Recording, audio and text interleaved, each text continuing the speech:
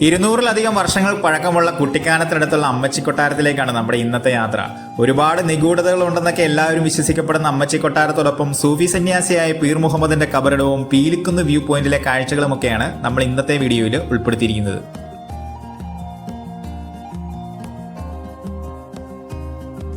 കുട്ടിക്കാനത്ത് നിന്ന് 1.5 കിലോമീറ്റർ അകലെയാണ് അമ്മച്ചി കൊട്ടാരം. കുട്ടിക്കാനം ജംഗ്ഷനിൽ നിന്ന് മുണ്ടക്കയം പോകുന്ന റൂട്ടിൽ തേയില റെസ്റ്റോറന്റും മിസ്റ്റി മൗണ്ടനും ഒക്കെ നമുക്ക് കാണാവുന്നതാണ്. ഇവിടുന്ന് താഴോട്ട് കിടക്കുന്ന ഈ വഴിയിലൂടെയാണ് നമുക്ക് പോകേണ്ടത്. അമ്മച്ചി കൊട്ടാരത്തിലേക്കുള്ള വഴി ഏതാണെന്ന് ചോദിച്ചാൽ എല്ലാവരും പറഞ്ഞു തരും.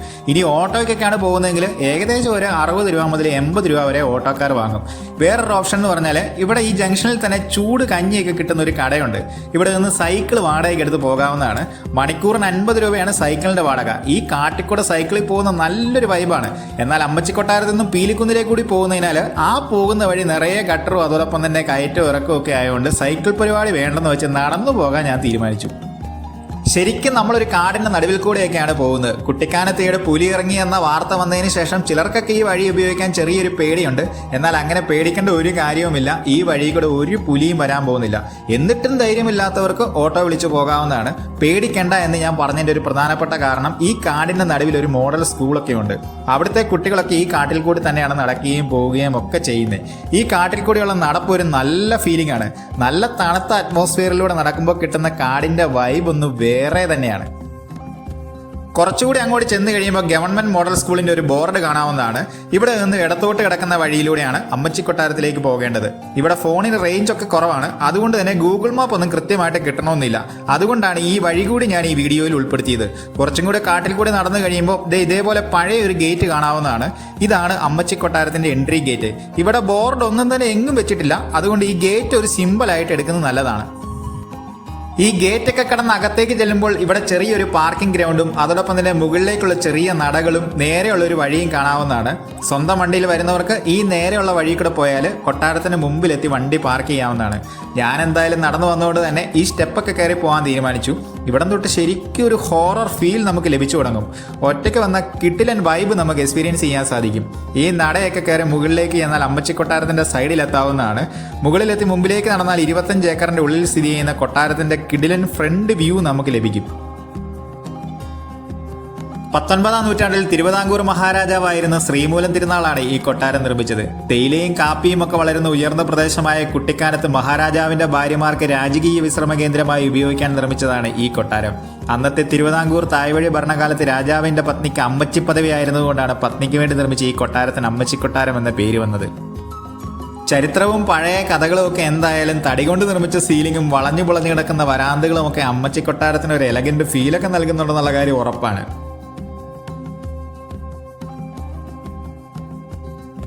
ഈ കൊട്ടാരത്തിന്റെ വാതിലുകൾ എപ്പോഴും ഇങ്ങനെ അടഞ്ഞു കിടക്കാറാണ് പതിവ്. പക്ഷെ ഇവിടെ എത്തുമ്പോൾ ഈ വാതിലൊന്ന് തട്ടി വിളിച്ചാൽ കൊട്ടാരത്തിന്റെ സൂക്ഷിപ്പുകാരനായ ധർമ്മലിംഗം നമ്മളെ തേടിയെത്തുന്നതാണ്.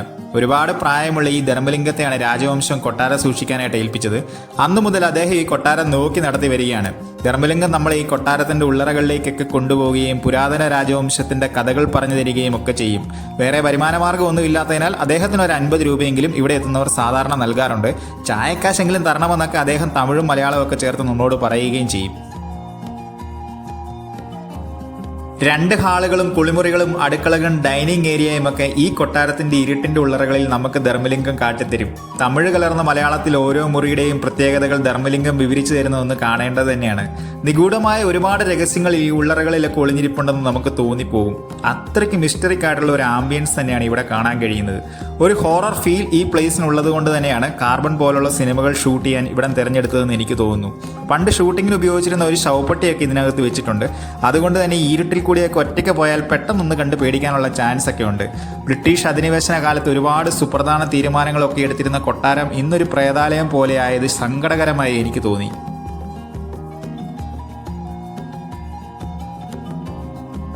പഴയ ആട്ടുകല്ലും അതോടൊപ്പം തന്നെ മാർബിളിൽ തീർത്ത വാഷ് ബേസിനുമൊക്കെയാണ് ഇപ്പോഴും ബാക്കി നിൽക്കുന്ന കൊട്ടാരത്തിന്റെ ഓർമ്മ ചിത്രങ്ങൾ. വിത്തുകൾ നിറഞ്ഞ ധർമ്മലിംഗത്തിന്റെ വിവരണങ്ങളിൽ കൂടി മാത്രമേ നമുക്ക് പഴയ രാജഭരണത്തിന്റെ ഓർമ്മകളിലേക്ക് പോകാൻ സാധിക്കുകയുള്ളൂ എന്നതാണ് ഇവിടുത്തെ വസ്തുത. പൊട്ടിപ്പൊളിഞ്ഞ വാതിലുകളും ജനലുകളും മാറാലകളും ഒന്നും ശരിയാക്കാത്തതും വൃത്തിയാക്കാത്തതും ഈ ഹൊറർ ആംബിയൻസ് കീപ്പ് ചെയ്യുന്നതിനാണെന്ന് എനിക്ക് തോന്നിപ്പോയി. ഒരു കണക്കിന് നോക്കിയാൽ ഈ പാലസിന്റെ പരിസരമൊക്കെ ഇങ്ങനെ തന്നെ കിടക്കുന്നതാണ് നല്ലത്. കാരണം ഒരുപാട് നീറ്റാക്കി ക്ലീനാക്കി വൃത്തിയാക്കി കഴിഞ്ഞാൽ ഈ ഹൊറർ മൂഡും ആംബിയൻസും ഒക്കെ ഇവിടുന്ന് മാറിപ്പോകും. അങ്ങനെ ആയിക്കഴിഞ്ഞാൽ സിനിമാക്കാരൊന്നും ഈ ലൊക്കേഷനിലേക്ക് വരണമെന്നുമില്ല. മുറികളിലെ കാഴ്ചകൾ കണ്ടതിന് ശേഷം ധർമ്മലിംഗം നമ്മളെ നടുമുറ്റത്തേക്കൊക്കെ കൂട്ടിക്കൊണ്ടുപോകും. ഇവിടെയും മൊത്തം കാട് പിടിച്ചു കിടക്കുന്ന അവസ്ഥ തന്നെയായിരുന്നു. ഈ കൊട്ടാരത്തിൽ നിരവധി രഹസ്യ പാതകൾ ഉണ്ടെന്നൊക്കെയാണ് അറിവ്. പീരുമേട് ശ്രീകൃഷ്ണസ്വാമി ക്ഷേത്രത്തിലേക്കുള്ള ഒരു തുരങ്കവും ഈ കൊട്ടാരത്തിൽ നിന്നുണ്ടെന്നാണ് ധർമ്മലിംഗം പറഞ്ഞത്. രാജഗീതയുടെ പ്രൗഢിയും യുണീക്ക് ചാംനസും ഒക്കെ ഉള്ള ഈ കൊട്ടാരം സർക്കാർ ഏറ്റെടുത്തിരുന്നെങ്കിൽ നന്നായിരുന്നു എന്ന് എനിക്ക് തോന്നി. ചരിത്ര സൂക്ഷിപ്പുകളും രാജകീയ സ്മരണകളും ഉൾക്കൊള്ളുന്ന ഈ കൊട്ടാരം കൂടെ വന്ന് കാട്ടിത്തന്നതിന് ധർമ്മലിംഗത്തോട് നന്ദി പറഞ്ഞ് പുറത്തേക്കിറങ്ങിയ ലൂസിഫറിലെ കിടിലൻ ആക്ഷൻ്റെ ഷൂട്ട് ചെയ്ത സ്പോട്ട് കാണാൻ കഴിയും. അട്ടിപ്പടം ഷൂട്ട് ചെയ്ത സ്ഥലമൊക്കെ ആണെന്ന് പറഞ്ഞാലും പ്രണയിക്കുന്നവർ ഒരു സ്പോട്ട് തന്നെയാണ് ഇവിടം. അതേപോലെ തന്നെ കിടിലൻ ഫോട്ടോ പോയിന്റുകൾ ഇവിടുത്തെ പ്രത്യേകതയാണ്. ഈ മരത്തിന് ചുറ്റുമൊക്കെ ഒരുപാട് പേര് നിന്ന് പ്രണയിക്കുന്നതൊക്കെ കാണാമായിരുന്നു. അവരുടെ പ്രൈവസിക്ക് നമ്മൾ മുൻഗണന കൊടുക്കുന്നതുകൊണ്ട് തന്നെ അവരെ വീഡിയോയിൽ ഉൾപ്പെടുത്താതിരിക്കാൻ ഞാൻ മാക്സിമം ശ്രമിച്ചിട്ടുണ്ട്. എന്തായാലും ഞങ്ങൾ ഇവിടെ നിന്ന് കുറേ ഫോട്ടോ ഒക്കെ എടുത്തിട്ട് പോകാൻ തീരുമാനിച്ചു.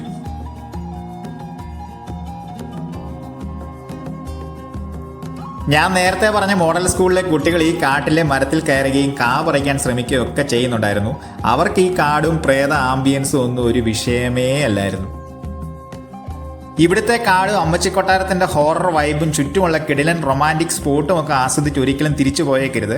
അമ്മച്ചിക്കൊട്ടാരത്തിന്റെ പുറത്തേക്ക് ഇറങ്ങി ഇടത്തോട്ട് കിടക്കുന്ന വഴിയിലൂടെ പോയാൽ പീലിക്കുന്ന് വ്യൂ പോയിന്റിലും അതേപോലെ തന്നെ പീർ മുഹമ്മദിന്റെ കബറിടത്തിലും എത്താവുന്നതാണ്. അമ്മച്ചിക്കൊട്ടാരത്തിൽ നിന്ന് 1 കിലോമീറ്റർ ദൂരമുണ്ട് പീർ മുഹമ്മദിന്റെ കബറിലേക്ക്.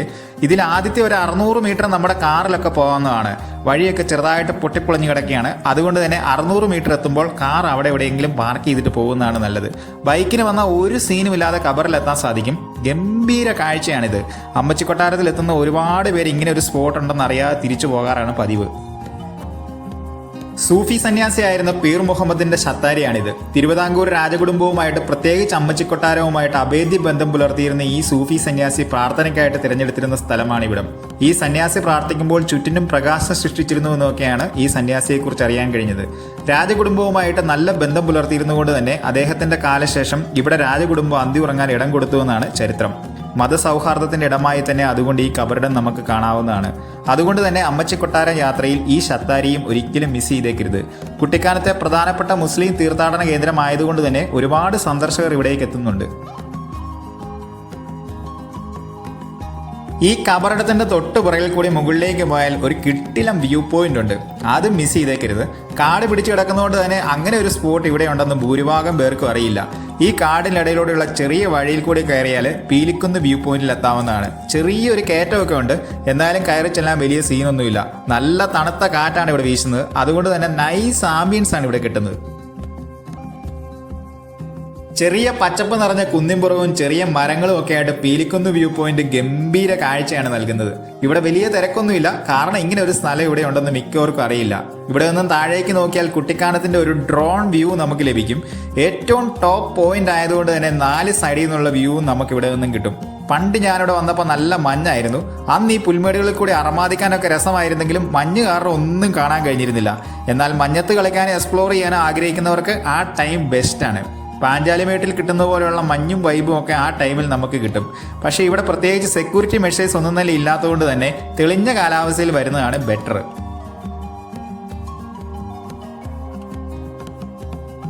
പിന്നെ ഓരോ സ്പോട്ടുകളും നമ്മൾ എൻജോയ് ചെയ്യുന്ന നമ്മുടെ മൈൻഡ് പോലെയാണല്ലോ. പ്രിയപ്പെട്ടവരുമായിട്ട് ചെറിയ കാറ്റൊക്കെ കൊണ്ട് സംസാരിച്ചിരിക്കാനും ഷോർട്സും റീൽസും ഫോട്ടോസും ഒക്കെ മതിയാവളം എടുക്കാനും ഇവിടെ കിടിലൻ ഓപ്ഷനാണ്. ഭയങ്കര പ്രൈവസിയാണ് ഇവിടെ. അതുകൊണ്ട് തന്നെ അമ്മച്ചിക്കൊട്ടാരത്തിലും പീർ മുഹമ്മദ് ഖബറിലും എത്തുമ്പോൾ ഈ വ്യൂ പോയിന്റ് ഒരിക്കലും വിട്ടുപോയേക്കരുത്. അപ്പോൾ എല്ലാവർക്കും അമ്മച്ചിക്കൊട്ടാരത്തിലെ ഹൊറർ ആംബിയൻസും കാടിന്റെ വൈബും സൂഫി കബറിടവും പീലിക്കുന്നിലെ ചിമിട്ടൻ വ്യൂ പോയിന്റും ഒക്കെ ഇഷ്ടപ്പെട്ടു എന്ന് വിശ്വസിക്കുന്നു. വീഡിയോ ഇഷ്ടപ്പെട്ടാൽ എല്ലാവരും ലൈക്ക് ചെയ്യുക, സബ്സ്ക്രൈബ് ചെയ്യുക, സപ്പോർട്ട് ചെയ്യുക. പുതിയൊരു വീഡിയോയുമായിട്ട് നമുക്ക് വീണ്ടും കാണാം.